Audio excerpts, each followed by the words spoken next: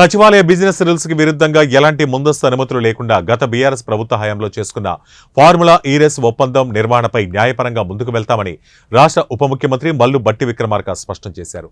ఏ విధమైన విధి విధానాలు పాటించకుండా వ్యాపార సూత్రాలకు విరుద్ధంగా నెక్స్ట్ జెన్ అనే కంపెనీకి లబ్ధి చేకూర్చడం కోసమే గత ఏడాది హైదరాబాద్లో ఫార్ములా ఈరెస్ నిర్వహించారని ఆరోపించారు. వచ్చే ఫిబ్రవరిలో జరగాల్సి ఉన్న ఈవెంట్ నిర్వహణ కోసం నాటి మంత్రివర్గం సంబంధిత శాఖ మంత్రి అనుమతి లేకుండా ఇటీవల బదిలీ అయిన పురపాలక శాఖ ప్రత్యేక ప్రధాన కార్యదర్శి 55 కోట్లను ప్రైవేటు కంపెనీకి చెల్లించారని భట్టి తెలిపారు. తాము అధికారంలోకి వచ్చాక ఫార్ములా ఈరెస్ను రద్దు చేయడంపై ఇష్టం వచ్చినట్టు మాట్లాడుతున్నారంటూ మాజీ మంత్రి కేటీఆర్ పై మండిపడ్డారు. ఈ సంవత్సరం బాగా జరగాలని కొన్నేళ్లుగా మీరు ఎదురు చూస్తున్నటువంటి మీకు సంబంధించిన అంశాలన్నీ కూడా సంపూర్ణంగా అందుబాటులో రావాలని కోరుకుంటున్నాను కూడా. అట్లాగే రాష్ట్ర ప్రజలకు కూడా నూతన సంవత్సర శుభాకాంక్షలతో పాటు సంక్రాంతి శుభాకాంక్షలు తెలియజేస్తూ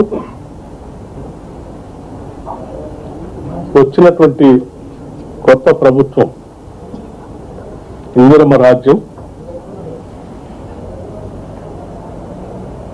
ఎన్నో కళలతో కోరికలతో భవిష్యత్తు బాగుండాలని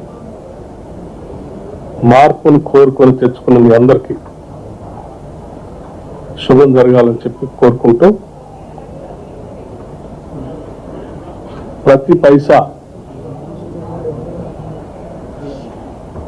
అర్థవంతంగా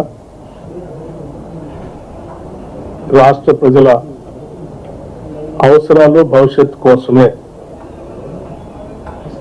ఖర్చు పెడతామని కూడా ఈ సందర్భంగా చెప్తా ఉన్నాం. జరిగినటువంటి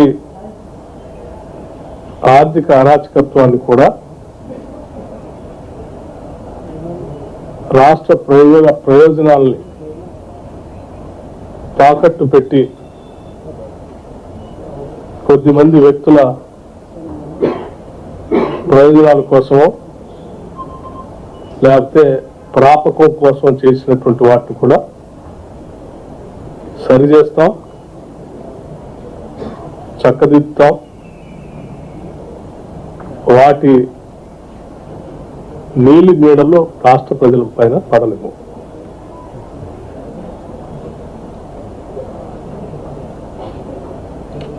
ఈ రాష్ట్రంలో